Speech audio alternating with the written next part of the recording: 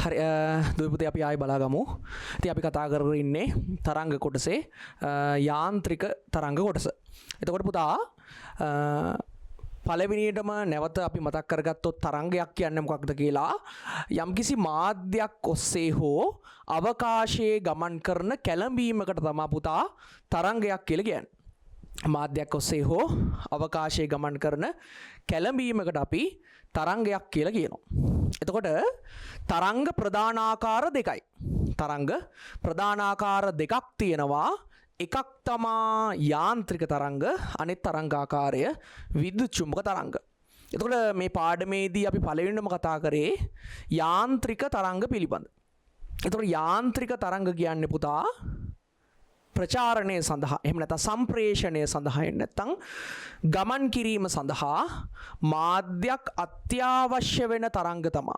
නැත්නම් පදාර්ථමය මාධ්‍යයක් අත්‍යවශ්‍ය වෙන තරංග තමයි යාන්ත්‍රික තරංග කියලා කියන්නේ. අපි කියන්නම් ප්‍රචාරණය සඳහා නැත්නම් සම්ප්‍රේෂණය සඳහා එහෙම නැත්නම් ගමන් කිරීම සඳහා යම්කිසි ඝන ද්‍රව හෝ වායුමය පදාර්ථමය මාධ්‍යයක් අත්‍යවශ්‍ය තරංග වලට තමයි අපි යාන්ත්‍රික තරංග කියලා කියන්නේ. ඒතර පුතේ යාන්ත්‍රික තරංග ප්‍රධානාකාර දෙකකට බෙදෙනවා. එකක් තමා තීර්යක් තරංග, අනිත් එක අන්වායාම තරංග. ඒතර මේ තරංග ආකාර දෙකකට වෙන්වීම සිද්ධ වෙන්නේ මේ තරංග චලිතයේදී මාධ්‍ය අංශු කම්පණය වෙන ස්වභාවය අනුව. ඔන්න පළවෙනි ආකාරයේ තීර්යක් තරංග.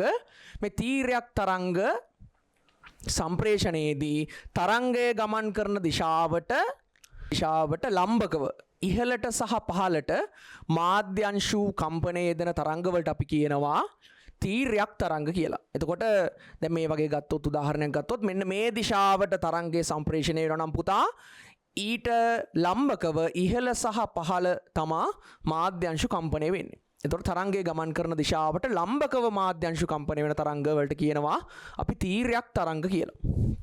ඊට අමතරව තියෙන තරංගාකාරය තමා අන්වායාම තරංග. අන්වායාම තරංගවල අංශු කම්පණය වෙන්නේ තරංගයේ ගමන් කරන දිශාවට සමාන්තරව ඉදිරියට සහ පිටුපසට.